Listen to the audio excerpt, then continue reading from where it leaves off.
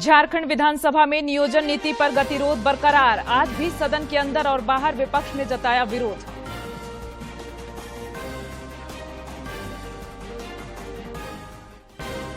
प्रधानमंत्री के लोकप्रिय कार्यक्रम मन की बात की 100वीं कड़ी 30 अप्रैल को होगी प्रसारित। देश में हुए प्रभाव पर ध्यान केंद्रित करने के लिए आज से विशेष श्रृंखला। मुख्यमंत्री हेमंत सोरेन की अध्यक्षता में राज्य मंत्री परिषद की महत्वपूर्ण बैठक आज। राज्य हित से जुड़े कई महत्वपूर्ण प्रस्तावों को मिल सकती है मंजूरी।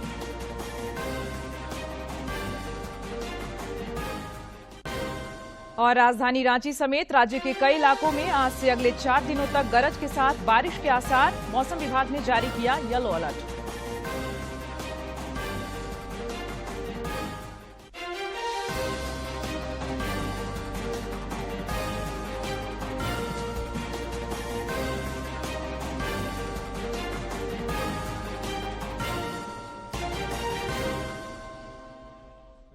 नमस्कार, खबरें झारखंड में आपका स्वागत है। मैं हूं प्रियंका और अब समाचार विस्तार से। बुलेटिन में सबसे पहले बात करेंगे राहुल गांधी के बयान की। लंदन में कांग्रेस नेता राहुल गांधी के दिए गए बयान पर आज भी लोकसभा में हंगामा जारी रहा। सत्ता पक्ष की ओर से राहुल गांधी के इस बयान पर माफी मांगने की मांग लगातार की गई। उधर विपक्षी सदस्यों ने भी तख्तियां लेकर सदन में प्रदर्शन किया। सदन की कार्यवाही के दौरान लोकसभा अध्यक्ष ओम बिरला ने सदस्यों को कई बार समझाने की कोशिश की, लेकिन स्थिति जस की तस बनी रही। बाद में लोकसभा अध्यक्ष ने सदन की कार्यवाही भोजनावकाश तक के लिए स्थगित कर दी।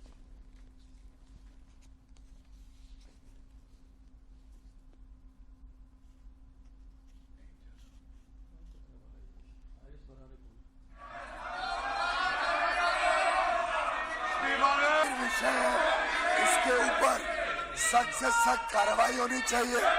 एक सदन का मेंबर किस प्रकार से विदेश में जाके भारत के सदन का अपमान करता है, पार्लियामेंट का अपमान करता है, वो जब तक माफी नहीं मांगे तब तक इन सबके ऊपर एक प्रकार से कोई जिम्मेदारी एलोकेट की जाए।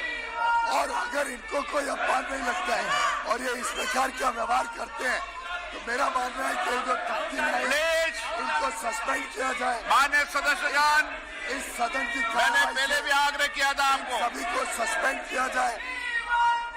ये सदन है, आप ये तख्तियां नारेबाजी करने का अधिकार आपको लोकतंत्र में बाहर है। दुनिया का सबसे बड़ा लोकतंत्र है। आप क्या संदेश देना चाहते देश को? क्या ये उचित है आपके लिए? क्या मेंबर का ये कंडक्ट उचित है क्या? प्लीज माननीय सदस्य अपनी अपनी सीट पर जाके बैठे। सदन की कार्रवाई आज 2 बजे तक के लिए स्थगित की जाती है। झारखंड विधानसभा के बजट सत्र के 9वें दिन भी विपक्षी सदस्यों का हंगामा देखने को मिला। नियोजन नीति को लेकर पहले विपक्षी सदस्यों ने विधानसभा परिसर में प्रदर्शन किया। उसके बाद सदन की कार्यवाही शुरू होने पर भाजपा विधायक भानु प्रताप शाही ने नियोजन नीति को लेकर सरकार से स्थिति स्पष्ट करने की मांग की। सदन में नियोजन नीति लेकर के और मुख्यमंत्री जवाब दें, इसका मांग हम लोगों के द्वारा किया जा रहा है। सदन सर्वोपरि है। तो सदन जब चल रहा होता है तो 3.5 करोड़ जनता का नजर भी सदन की तरफ होता है। बेरोजगारी आज झारखंड का सबसे बड़ा विषय है और बेरोजगारी से जुड़ा हुआ नियोजन नीति भी सबसे बड़ा विषय है। ऐसे परिस्थिति में जब सदन चल रहा हो, कैबिनेट की बैठक होती है और उसमें नियोजन नीति नया लाया जाता है महोदय, जबकि 1 दिन का सत्र आहूत करके आपके द्वारा ही सत्र बुलाया गया था महोदय, और केवल नियोजन नीति के बनाने के लिए खतियान आधारित नियोजन नीति बना करके हम लोगों ने भेजने का भी काम किया था महोदय। उसका क्या हुआ? ये क्यों कैबिनेट से लाए तो आज मुख्यमंत्री जवाब क्यों नहीं दे रहे? 4 दिन से भागे भागे क्यों फिर रहे महोदय? आज यही झारखंड के 3.5 करोड़ जनता पूछ रही। और यह बात जब हम लोग लेकर के आ रहे हैं महोदय, भानु जी हो गया, आपका सूचना आ गया। विपक्ष के हंगामे के बीच ही सदन में प्रश्नकाल शुरू हुआ। झामुमो विधायक लोबिन हेम्ब्रम ने पेसा कानून से संबंधित एक सवाल किया। इस पर मंत्री द्वारा दिए गए जवाब पर वे असंतुष्ट नजर आए। अध्यक्ष महोदय, ये जवाब मिला है महोदय, लेकिन माननीय मंत्री जी से मैं ये जानना चाहता हूं कि ये पेसा एक्ट महोदय पेपर में महोदय बोलिए, ये जवाब हमको मिला है और मैं इस जवाब से संतुष्ट नहीं हूं महोदय। 4 खंडों में आपने बात को रखने की काम किया, प्रश्न किया। पहले उनका था कि क्या ये बात सही है कि पेसा 1996 एक केंद्रीय कानून है, फेडरल जो लॉ है। आकाशवाणी के लोकप्रिय कार्यक्रम प्रधानमंत्री के मन की बात कार्यक्रम की 100वीं कड़ी 30 अप्रैल को प्रसारित होगी। 3 अक्टूबर 2014 को विजयदशमी के अवसर पर शुरू किए गए कार्यक्रम के 98वें संस्करण पूरे हो चुके हैं। आकाशवाणी इस कार्यक्रम से देश में हुए प्रभाव और बदलाव पर ध्यान केंद्रित करने के लिए आज से एक विशेष श्रृंखला शुरू कर रहा है।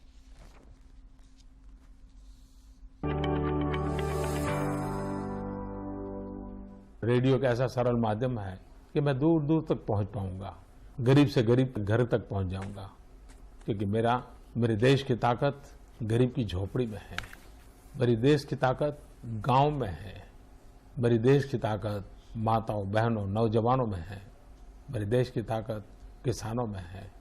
मैं आप ही के भरोसे भारत आगे बढ़ेगा ये विश्वास व्यक्त करता हूं। आपकी शक्ति में भरोसा है, इसलिए मुझे भारत के भविष्य में भरोसा है।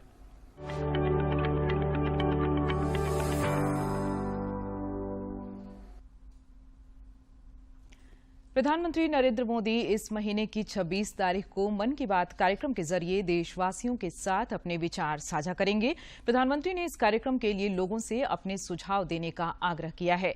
सुझावों को टोल फ्री नंबर 1800-117800 पर मिस कॉल देकर रिकॉर्ड कराया जा सकता है।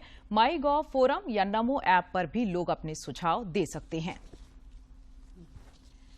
G20 शिक्षा कार्यसमूह की दूसरी बैठक आज से पंजाब में शुरू हो रही है। 3 दिवसीय बैठक की मेजबानी शिक्षा मंत्रालय कर रहा है। इसमें भारतीय विज्ञान संस्थान बेंगलुरु, भारतीय प्रबंधन संस्थान अमृतसर और टाटा समाज विज्ञान संस्थान मुंबई जैसे प्रमुख उच्च शिक्षण संस्थानों के सहयोग से अनुसंधान को मजबूत करने और समृद्ध सहयोग के माध्यम से नवाचार को प्रोत्साहन देने पर संगोष्ठी का आयोजन किया जाएगा। संगोष्ठी को भारतीय प्रौद्योगिकी संस्थान रोपड़ द्वारा खालसा कॉलेज में आयोजित किया जा रहा है। वहीं G20 देशों में अनुसंधान पहल पर भी एक संगोष्ठी आयोजित की जाएगी, जिसमें G20 सदस्यों और संगोष्ठी में आमंत्रित देशों के सुझाव भी लिए जाएंगे। वहीं प्रदर्शनी में 90 से अधिक स्टॉल्स के साथ एक मल्टीमीडिया प्रदर्शनी का आयोजन भी किया जाएगा। इस प्रदर्शनी को संयुक्त अरब अमीरात, चीन, सऊदी अरब, राष्ट्रीय शैक्षिक अनुसंधान प्रशिक्षण परिषद, नेशनल बुक ट्रस्ट, कई स्टार्टअप्स पहलों की प्रमुख भागीदारी के साथ आयोजित किया जा रहा है। ये प्रदर्शनी 16 से 17 मार्च तक स्थानीय संस्थानों, विद्यार्थियों, शिक्षाविदों और शोधकर्ताओं के लिए खुली रहेगी। मुख्यमंत्री हेमंत सोरेन की अध्यक्षता में आज राज्य मंत्रिपरिषद की महत्वपूर्ण बैठक होगी। बैठक में जनहित से जुड़े कई प्रस्तावों को मंजूरी दिए जाने की संभावना है। केंद्रीय आयुष मंत्री सर्बानंद सोनोवाल ने कहा है कि केंद्र सरकार ने 2015 से लेकर 2022 तक झारखंड में आयुर्वेद एवं अन्य आयुष पद्धतियों को बढ़ावा देने के लिए करीब 121 करोड़ रुपए की स्वीकृति प्रदान की है।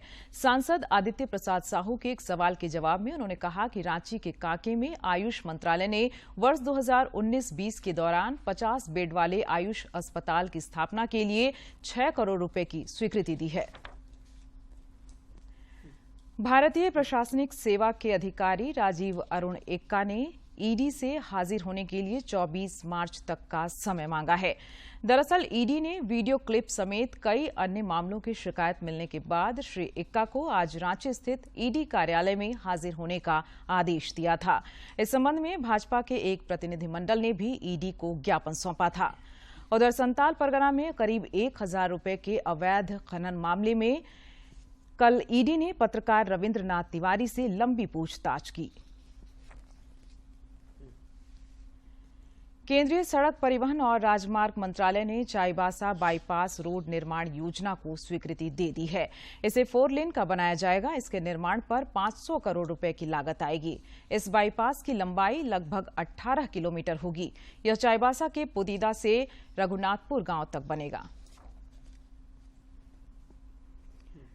राजधानी रांची समेत राज्य के कई इलाकों में रामनवमी महोत्सव को लेकर कल देर रात पहली मंगलवारी का जुलूस निकाला गया। राजधानी रांची के महावीर चौक में भी विभिन्न अखाड़ों द्वारा मंगलवारी जुलूस निकाला गया। जुलूस में अखाड़ाधारियों द्वारा गाजे बाजे के साथ अस्त्र शस्त्र का प्रदर्शन किया गया।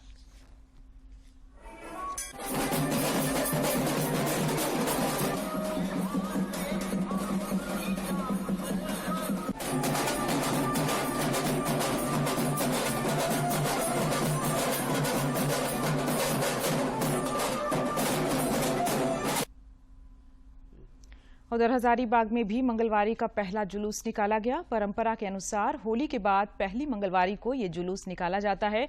शांतिपूर्ण जुलूस को लेकर प्रशासन की ओर से पुख्ता इंतजाम किए गए थे। जुलूस में शामिल श्रद्धालुओं और अखाड़ाधारियों ने कई करतब भी दिखाए।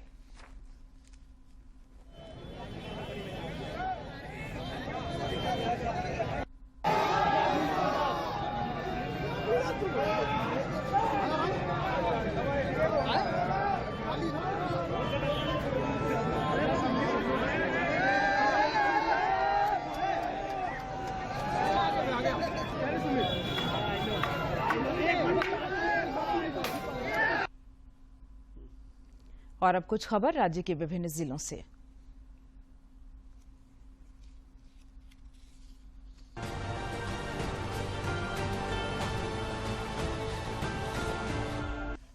राज्यपाल सीपी राधाकृष्णन से लोकसभा के पूर्व उपाध्यक्ष कड़िया मुंडा ने राजभवन में मुलाकात की।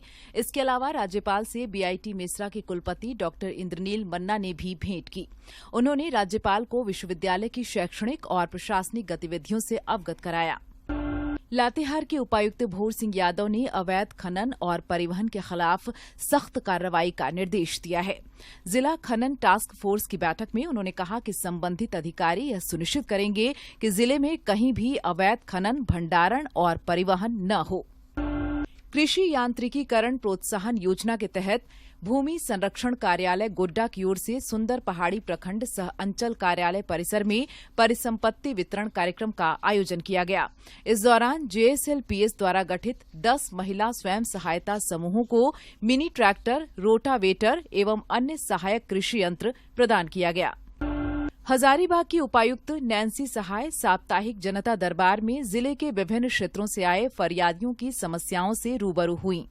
इस दौरान कई मामलों का ऑन द स्पॉट निष्पादन किया गया और अन्य मामलों के त्वरित निष्पादन हेतु संबंधित विभागीय पदाधिकारी को आवश्यक दिशा निर्देश दिए गए।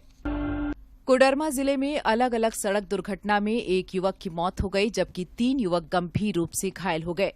सतगावा थाना क्षेत्र अंतर्गत राजाबार के समीप बाइक से गिरकर एक युवक गंभीर रूप से घायल हो गया, जिसकी इलाज के दौरान मौत हो गई। सोलापुर मंडल के तहत दौंड मनमाड़ रेलखंड के दोहरीकरण के लिए बेलापुर, चितली और पुनतांबा स्टेशन पर नॉन इंटरलॉकिंग कार्य चलने से कई ट्रेनें प्रभावित रहेंगी। इस कारण पुणे हटिया एक्सप्रेस 22 मार्च को परिवर्तित मार्ग से चलेगी।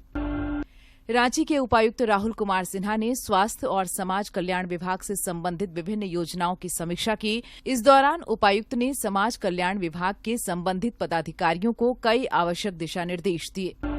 रिनपास की प्रभारी निदेशक जयंती शिमलई के खिलाफ मुख्यमंत्री सचिवालय, निगरानी विभाग और एंटी करप्शन ब्यूरो में शिकायत की गई है। रांची के रहने वाले उत्तम कुमार ने जयंती शिमलई के खिलाफ वित्तीय अनियमितता का गंभीर आरोप लगाया है। संस्कृति मंत्रालय और Hindustan art and music society के संयुक्त तत्वाधान में भारत संस्कृति यात्रा गिरिडीह के श्याम मंदिर पहुंची, जहां शास्त्रीय संगीत और नृत्य की एक शानदार महफिल जमी। इस सुरीली शाम का मजा लेने के लिए श्याम मंदिर में दर्शकों की भीड़ उमड़ पड़ी।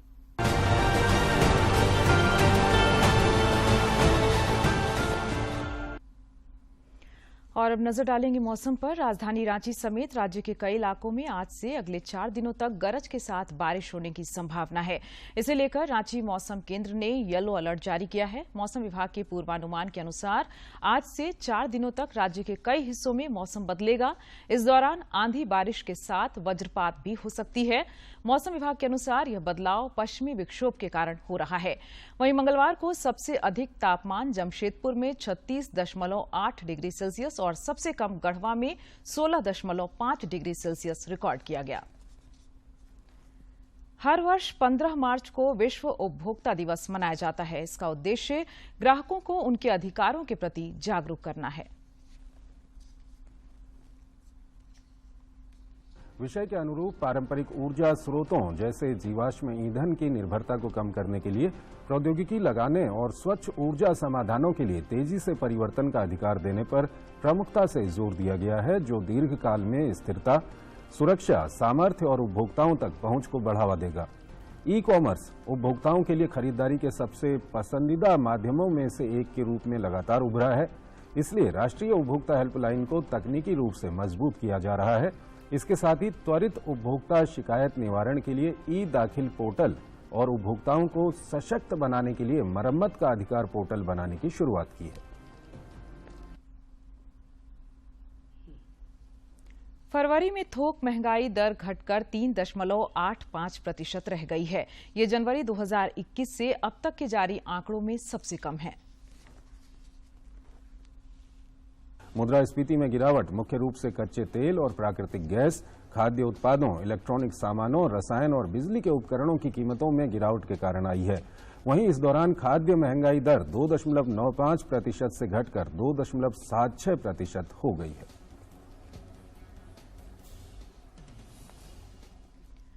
और अब देखते हैं कारोबार जगत से जुड़ी खबरें। केंद्रीय मंत्री अश्विनी वैष्णव ने कहा है कि पहले सेमीकंडक्टर प्लांट की घोषणा कुछ सप्ताह में हो जाएगी। उन्होंने कहा कि मैन्युफैक्चरिंग एनवायरनमेंट को बढ़ाने के लिए सपोर्टेड पॉलिसीज और सरकार की दृढ़ प्रतिबद्धता के दम पर देश अगले 3-4 साल में एक मजबूत चिप इंडस्ट्री के लिए तैयार है। भारत की मेजबानी में विश्व कप महिला मुक्केबाजी प्रतियोगिता आज से नई दिल्ली में शुरू होगी।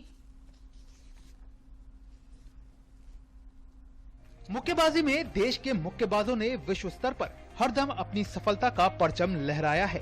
बात चाहे ओलंपिक की हो या फिर विश्व चैंपियनशिप की या फिर कॉमनवेल्थ गेम्स की, देश के मुक्केबाज अपने मुक्कों की तपिश से विरोधी को झुलसाने में हरदम आगे रहे हैं। और अब इसी आग को उफान देने के लिए भारतीय महिला मुक्केबाज IBA महिला विश्व मुक्केबाजी चैंपियनशिप में अपना दमखम दिखाने के लिए तैयार हैं। भारतीय मुक्केबाजी महासंघ इस साल दिल्ली में तीसरी बार IBA महिला विश्व मुक्केबाजी चैंपियनशिप की मेजबानी कर रहा है। इस टूर्नामेंट में 74 देशों के 350 से ज्यादा मुक्केबाज हिस्सा ले रहे हैं, जिसमें 12 भारतीय शामिल हैं। इस आयोजन में कुल 20 करोड़ रुपए का प्राइस पूल होगा, जिसमें स्वर्ण पदक जीतने वाले मुक्केबाज को 10 करोड़ रुपए मिलेंगे। Big things that we've tried to do is to have more and more championships, international championships in India. And this is the third one. India is the first nation to host 3 world championships. This is the premier event, 74 nations, 350 participants, the largest number of nations ever in a world championship, and the largest number of participants ever in a world championship. So something for all of us to be proud of and happy. Bharat की बड़ी उम्मीदों की बात करें तो इसमें पहला नाम निखत जरीन का आता है। साल 2011 में बॉक्सिंग में जूनियर वर्ल्ड चैंपियन बनी निखत को सीनियर स्तर पर वर्ल्ड चैंपियन बनने में 11 साल का वक्त लगा। इस मुकाम पर वो देर से ही सही लेकिन दुरुस्त आई। तुर्की में थाईलैंड की बॉक्सर को 5-0 से हराकर वो विश्व चैंपियन बनी। ऐसे में निखत से एक बार फिर से उसी प्रदर्शन को दोहराने की उम्मीद रहेगी।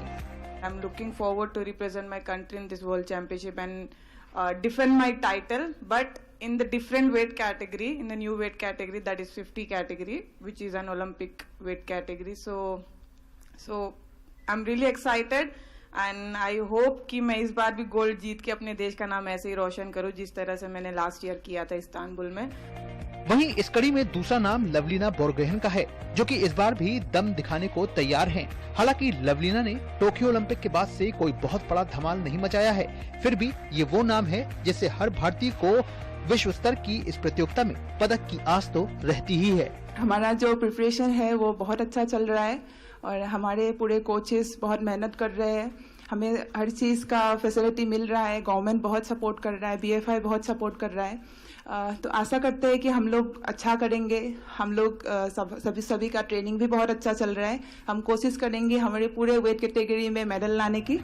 निखत जरीन और लवलीना के अलावा नीतू भी भारत का प्रतिनिधित्व करेंगी। बर्मिंघम 2022 राष्ट्रमंडल खेलों की स्वर्ण पदक विजेता नीतू घंगास 48 किलोग्राम भार वर्ग में देश का प्रतिनिधित्व करती नजर आएंगी। दिल्ली में 2018 विश्व चैंपियनशिप में प्रभावशाली प्रदर्शन दिखाने वाली मनीषा मौन भी देश का प्रतिनिधित्व करेंगी। मनीषा ने 2022 वर्ल्ड चैंपियनशिप में कांस्य पदक अपने नाम किया था। इनके अलावा कई और बॉक्सर हैं जो अपने स्तर पर अपने नाम को एक नई चमक देने के लिए तैयार दिखेंगे। तो उम्मीद यही की जानी चाहिए कि भारत अपनी मेजबानी में एक बार फिर से इस विश्व चैंपियनशिप में छा जाने को तैयार रहेगा। नारायण सिंह की रिपोर्ट, DD न्यूज, दिल्ली। तो महिला मुक्केबाज भी अपना दम दिखाने को तैयार हैं। जमशेदपुर के करीम सिटी कॉलेज प्रेक्षागृह में नेहरू युवा केंद्र द्वारा युवा उत्सव का आयोजन किया गया, जिसमें प्रधानमंत्री की पंच प्रण की अपील को ध्यान में रखकर नृत्य, चित्रकला, कविता, फोटोग्राफी सहित 5 तरह की प्रतियोगिताओं का आयोजन किया गया।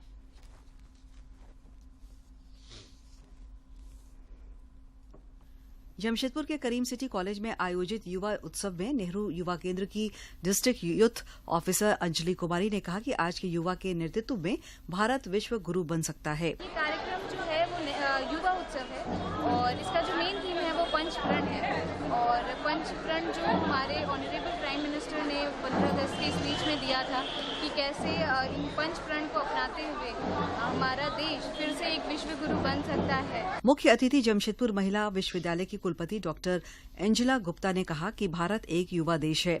पूरी दुनिया में सबसे अधिक युवाओं की संख्या भारत में है, जिसका लाभ आने वाले समय में देश को मिलेगा। भारत एक युवा देश है। अगर आप पूरी दुनिया के देशों से इसको कंपेयर करें तो सबसे ज्यादा युवा जनसंख्या हमारे यहाँ पर वर्किंग पॉपुलेशन है, जिसमें ऊर्जा है, एनर्जी है, जो किसी पे डिपेंडेंट नहीं है, जो देश के निर्माण में सहयोग करती है।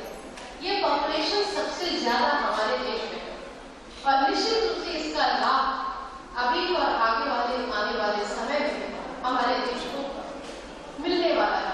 विशिष्ट अतिथि करीम सिटी कॉलेज के मास कम्युनिकेशन विभाग की प्रभारी डॉक्टर नेहा तिवारी ने कहा कि युवा ही देश और दुनिया का भविष्य तय करते हैं। युवा पर्यावरण संरक्षण और गरीबी उन्मूलन की दिशा में आगे बढ़े। अपने देश के प्रति समर्पित है तो निश्चित रूप से हम एक ऐसे विश्व की परिकल्पना कर सकते हैं जो इस विश्व से कहीं बेहतर होगा।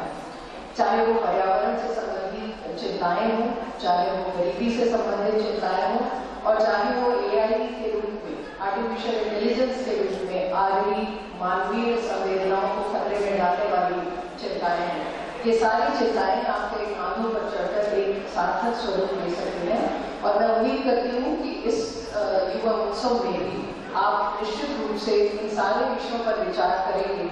युवा महोत्सव में आयोजित नृत्य प्रतियोगिता में भाग लेने वाले कलाकारों में काफी उत्साह दिखा। इन कलाकारों ने अपने नृत्य के माध्यम से यह संदेश देने का प्रयास किया कि हम अलग अलग भाषा, संस्कृति और प्रांत के होने के बावजूद एक हैं। जमशेदपुर से डॉक्टर राजेश कुमार लाल दास की रिपोर्ट। आकांक्षी जिला गढ़वा का जीवन यापन कृषि पर निर्भर है और यह जिला कम वर्षा के लिए जाना जाता है। मौसम आधारित खेती किसानों की यहां मजबूरी थी, लेकिन अब सिंचाई के लिए मनरेगा कूप मिलने से किसान सालों भर फसल और सब्जियों का उत्पादन करने लगे हैं।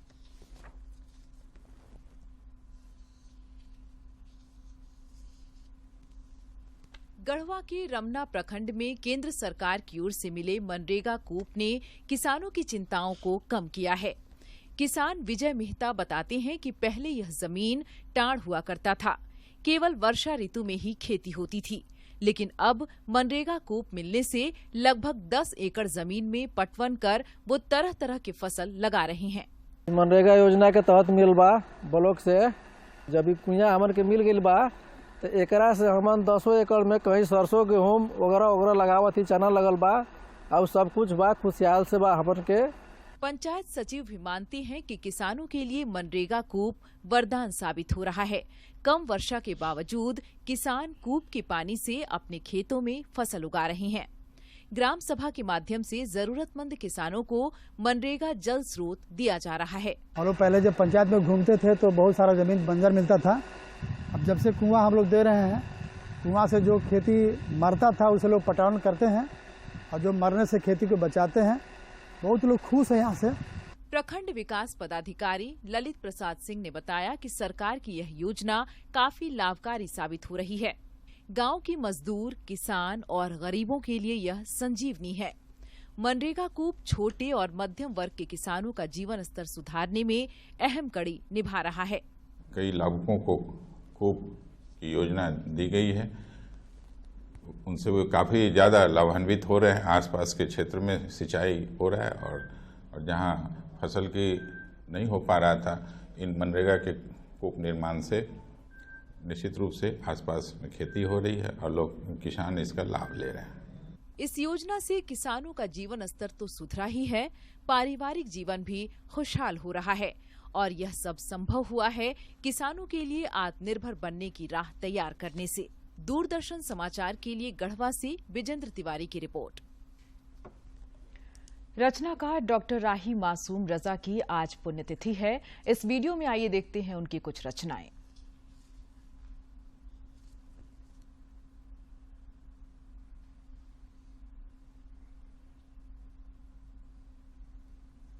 जिस सिंहासन पर बैठे हो उसके नीचे तो आग न जलाओ, ये सिंहासन जल जाएगा ये सिंहासन। किंतु मुझे मेरी भूल तो बताइए ताश्री। भूल? यदि तुम ये नहीं जानते कि तुमसे क्या भूल हुई है तो तुम राजा बनने के योग्य नहीं हो। माता सरस्वती शारदा, हे माता सरस्वती शारदा, विद्यादानी दयानी दुःखहरिणी, जगत जननी तारामुखी माता सरस्वती शारदा। कोई अपने स्वर में मधुमय कर बरसाता, मैं सो जाता, कोई गाता, मैं सो जाता, कोई गाता, मैं सो जाता, मैं सो जाता, मैं सो जाता, कोई गाता। और अब अंत में मुख्य समाचार एक बार फिर।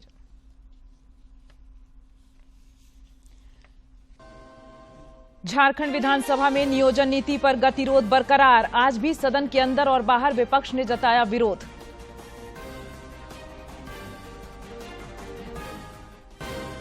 प्रधानमंत्री के लोकप्रिय कार्यक्रम मन की बात की 100वीं कड़ी 30 अप्रैल को होगी प्रसारित। देश में हुए प्रभाव पर ध्यान केंद्रित करने के लिए आज से विशेष श्रृंखला। मुख्यमंत्री हेमंत सोरेन की अध्यक्षता में राज्य मंत्री परिषद की महत्वपूर्ण बैठक आज। राज्य हित से जुड़े कई महत्वपूर्ण प्रस्तावों को मिल सकती है मंजूरी।